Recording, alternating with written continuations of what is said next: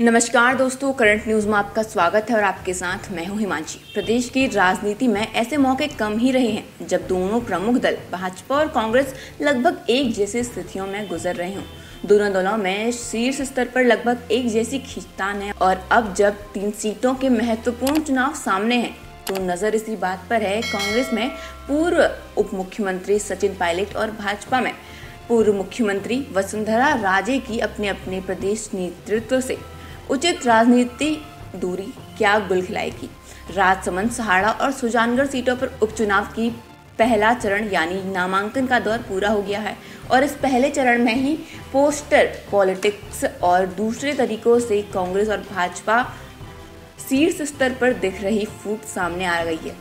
हालांकि कांग्रेस ने तीनों प्रत्याशियों की नामांकन रैलियों में सचिन पायलट को साथ रखकर कुछ हद तक अपनी फूट पर पर्दा डालने की कोशिश की, लेकिन इससे पहले विधानसभा में सीटों पर माइक के विवाद से पायलट गुट के नेताओं की जो नाराजगी सामने आई है उसमें यह स्पष्ट कर दिया है कि पिछले वर्ष जुलाई अगस्त में जो हालात रहे उनमें सभी तक कोई खास परिवर्तन नहीं आया है और स्थितियां लगभग ज्यों की त्यों हैं।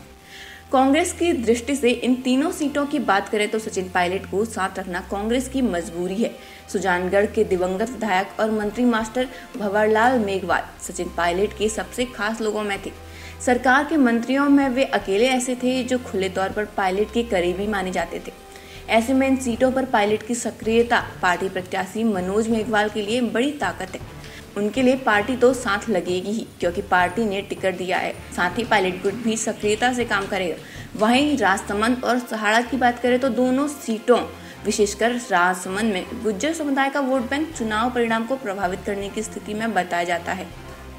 यही कारण है कि पार्टी ने फरवरी में चित्तौड़गढ़ के मातकुंडिया में एक किसान सम्मेलन में भी पायलट को साथ रखा और अभी हुई नामांकन रैलियों में भी पायलट मौजूद रहे और दोनों ही बार पायलट के समर्थन में हुई नारेबाजी में पार्टी नेतृत्व को दिखा दिया कि पायलट यहां गुज्जरों वोटों को प्रभावित करने में पूरी क्षमता रखते हैं।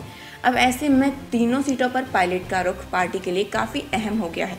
अब बात भाजपा की करें तो कांग्रेस में जरा अंदरूनी पॉलिटिक्स डिस्टेंसिंग के बावजूद पायलट को साथ रखा। वहीं भाजपा में पूर्व मंत्री वसुंधरा राजे अब तक चुनाव में कहीं नजर नहीं आ रही हैं।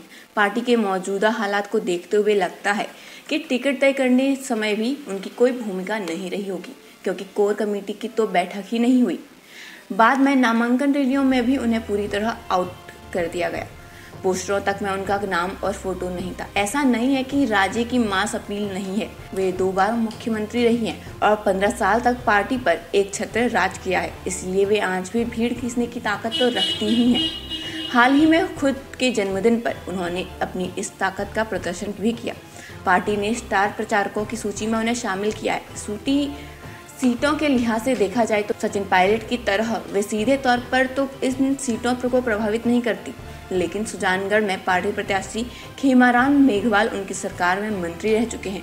वहीं सहाड़ा में रतनलाल जाट उनके समय विधायक रह चुके हैं। इसी तरह राजसमंद में किरण माहेश्वरी की भी राजे से नजदीकियां रही हैं और उनकी बेटी दीप्ति माहेश्वरी चुनाव में आगे हैं।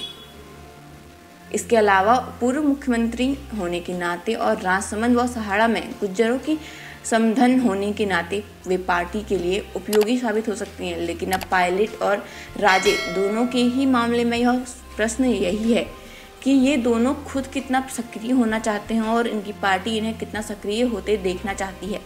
फिलहाल के लिए इतना ही और भी खबरों के लिए बने रहे करंट न्यूज़ के साथ। धन्यवाद।